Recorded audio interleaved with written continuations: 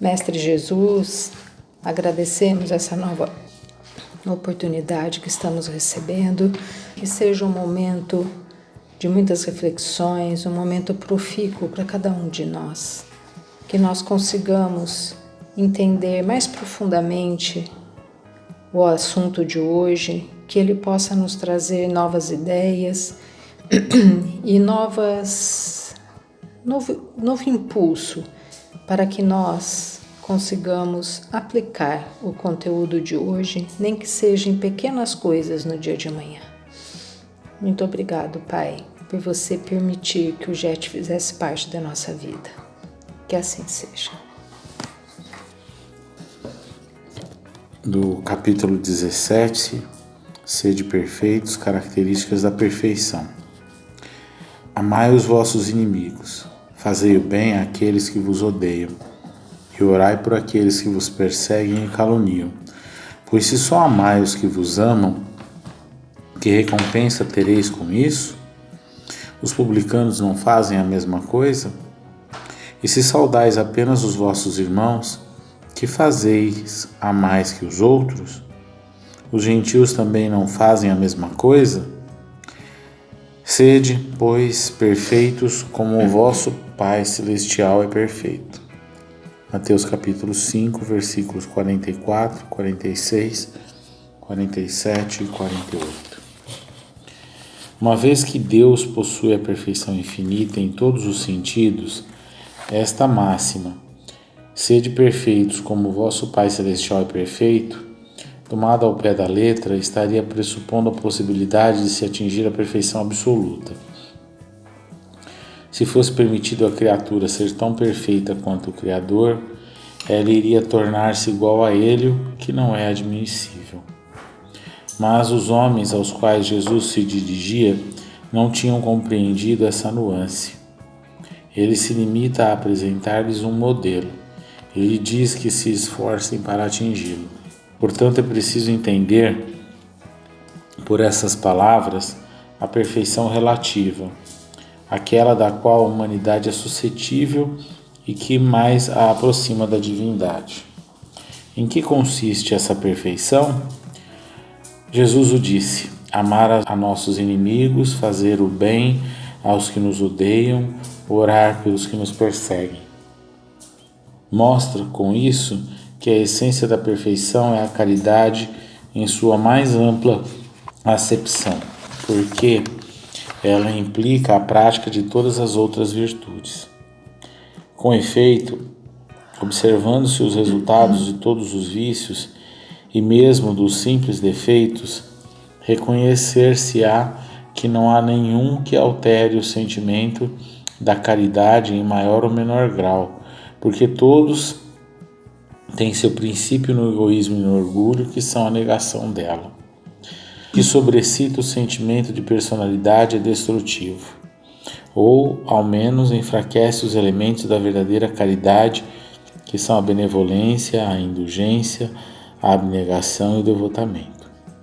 O amor ao próximo, aquele que chega a ponto de amar aos inimigos, não podendo aliar-se a nenhum defeito contrário à caridade, sempre é, por isso mesmo, um indício de uma maior ou menor superioridade moral, do que resulta que o grau de perfeição está em razão da extensão desse amor.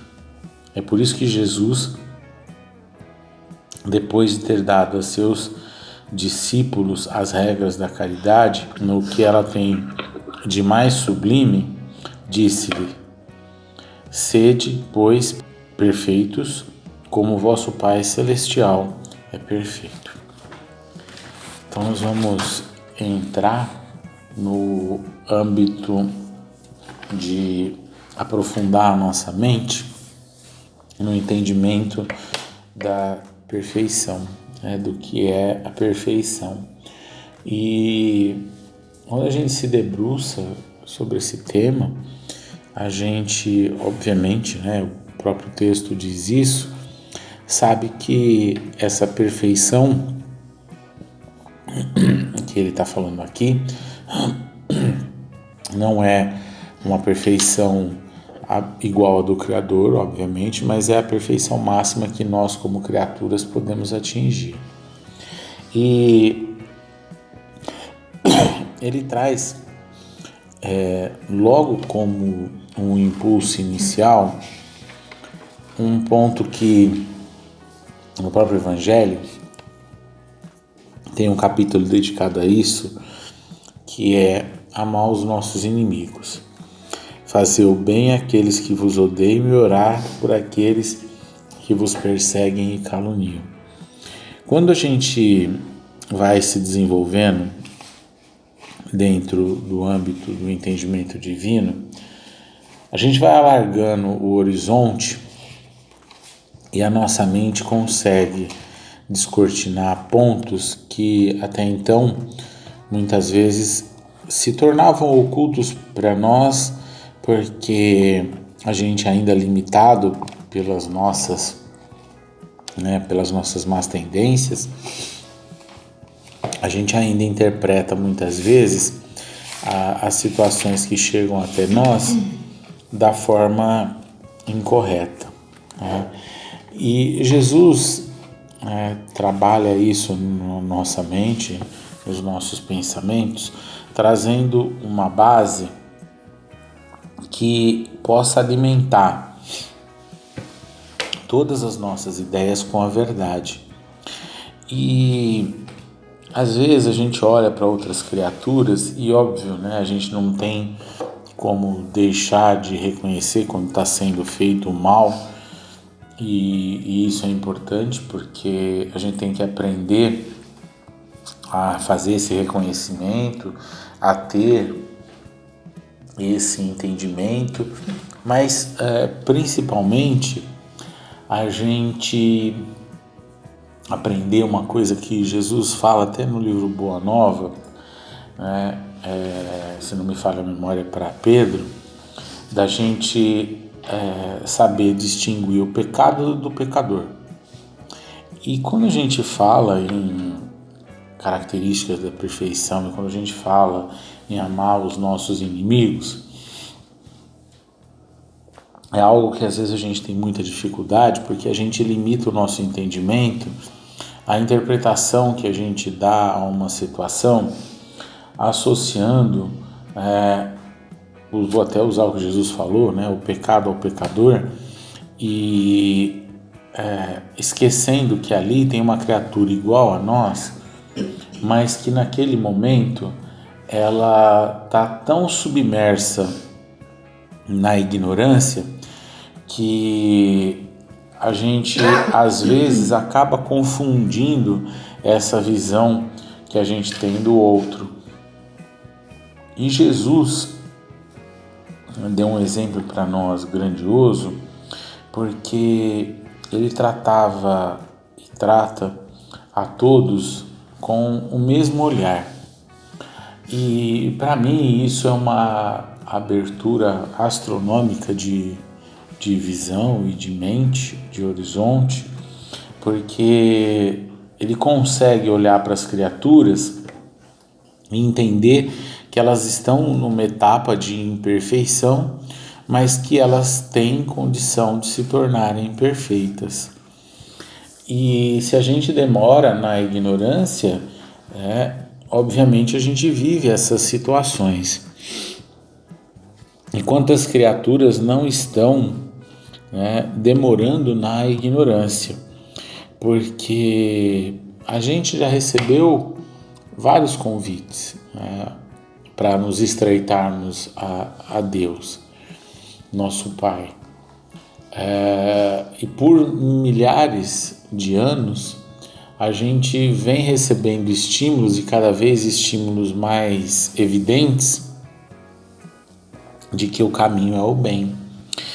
E muitas vezes a gente fica paralisado observando o mal exterior e esquece de observar o mal que muitas vezes a gente também está produzindo. E se a gente não consegue extirpar isso da nossa intimidade, a gente não consegue moralmente alargar o nosso horizonte para tornar-se mais compreensivo com a criatura. E obviamente eu não estou dizendo com isso que a gente vai ignorar o que as criaturas estão fazendo, porque são criaturas, às vezes, num estágio de imperfeição até maior do que o nosso. Então, a gente tem que entender que existem estágios, e a gente ignorar isso, porque se a gente ignora os que estão na inferioridade, a gente pode ignorar também os que estão na superioridade. Então é importante para nós, primeiro, ter essa situação, a gente se situar, para que a gente possa conseguir compreender essas características que Jesus está trazendo aqui para nós, que são importantes para a gente conseguir vivenciar a plataforma que é o homem de bem. Hoje nós não vamos conversar sobre ela, no próximo encontro a gente vai conversar sobre ela, mas ela é uma plataforma que traz mais de 10 itens, de 18 itens, que ajudam a criatura a se situar mentalmente para compreender aquilo que nós estamos vivenciando e muitas vezes fazer com que a gente entenda que às vezes a gente está submetido a uma situação de maldade, mas que muitas vezes é porque aquilo é necessário para nós, ou como prova, ou como expiação. E hoje eu estava lendo diariamente eu leio o Emmanuel, e eu estava lendo um trecho que fala exatamente de Jesus e sobre o tempo que Jesus estava aqui encarnado, e em nenhum momento ele contradiz aos desígnios do Pai. E quando eu li isso hoje de manhã, a primeira indagação, eu falei, o que será que me espera para o dia? Porque a gente é muito suscetível, pela nossa imperfeição, a questionar os desígnios divinos. Basta que nós tenhamos que sair de uma zona de acomodação e a gente já questiona se realmente aquilo está sendo justo para nós. E o Emmanuel coloca ali que em hipótese alguma, em momento nenhum, Jesus fez isso durante situações que as nossas nem arranham o que ele vivenciou. Mas a gente sucumbe, porque a gente ainda é imperfeito.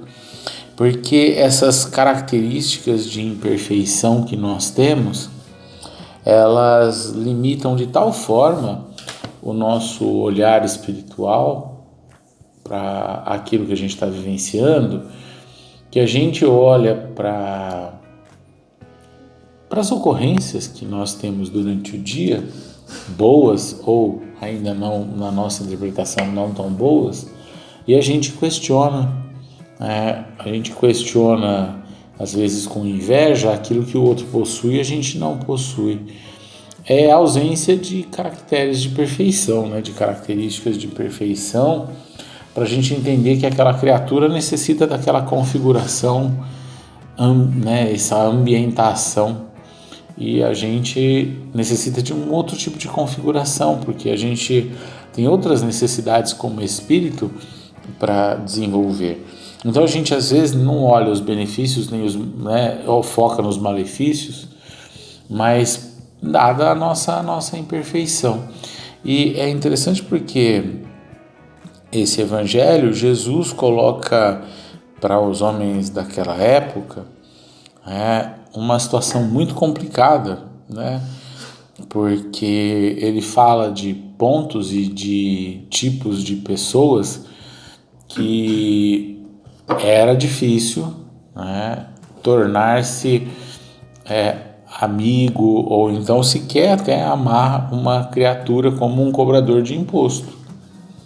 Então a gente tem que entender a situação da época e trazer, obviamente, para a nossa época. Às vezes a gente está vivenciando coisas no dia de hoje onde a gente precisa se indagar se nós faríamos algo em relação a isso, no sentido de amar uma criatura que porventura esteja trazendo mal para nós, direto ou indiretamente, que esteja influenciando a nossa estada nessa atual existência. Então, esse convite de Jesus é realmente para a gente ampliar, porque ele fala assim, se saudais apenas os vossos irmãos, que fazei a mais que os outros? Quando ele está falando isso, ele está dizendo, na nossa leitura, que se a gente ama somente aqueles que a gente os considera como irmãos, a gente está restringindo o nosso amor.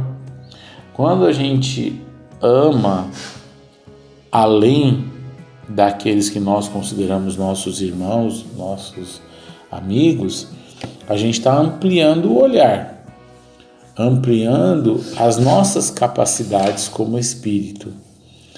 Isso não significa que amor é submissão, é aceitação, é sofrimento, não é isso. Jesus não está falando isso, nunca falou em lugar nenhum. Você amar o outro, é você amar a criatura compreendendo o estado que ela se encontra. Então, às vezes ela se encontra na ignorância, mas não é por isso que você vai odiá-la. E não tem uma vez que eu não leia isso aqui, que eu não lembre do momento final de Joana de Cusa, quando ela coloca isso para o capataz, para aquele que é o feito, está executando ali o ato de maldade com ela e manda ela abjurar Jesus. E ela fala que Jesus a ensinou a amar, inclusive a ele. Ela está enxergando ali o espírito e não aquele que está vivendo ainda naquela ignorância e fazendo aqueles atos. Um dia vai modificar. Eu acho que isso ajuda tanto a gente a conviver, porque às vezes a gente passa décadas convivendo com espíritos que maltratam, que fazem mal, mas de repente acontecem coisas que vão tornando aquela criatura mais amena e vão fazendo com que ela modifique. E essa visão é a que Jesus tem de todos nós, de que num momento nós estamos na ignorância, mas num momento seguinte a gente sai dessa ignorância. Por isso que a gente não pode odiar e por isso que a gente tem que amar, mas tem que saber amar, obviamente, porque uma hora a ignorância ela desaparece. E às vezes, se a gente permanece nesse ódio, deixando de amar, nós que estagnamos. Então, eu vejo que quando a gente se debruça sobre analisar caracteres de perfeição, características de perfeição, é realmente para mim abrir a minha mente. Por mais difícil que às vezes isso seja, porque a gente às vezes vive situações que é difícil a gente alargar o nosso horizonte. Mas esse é o combate que Paulo convida todos nós, É o combate às nossas más tendências, à nossa imperfeição, à nossa ignorância. É combater o que está equivocado ainda em mim, para que eu possa avançar e cada vez mais me aproximar dessa perfeição que cabe à criatura. Que isso é obviamente alcançável por todos nós e com certeza num determinado momento nós vamos conseguir atingir esse patamar.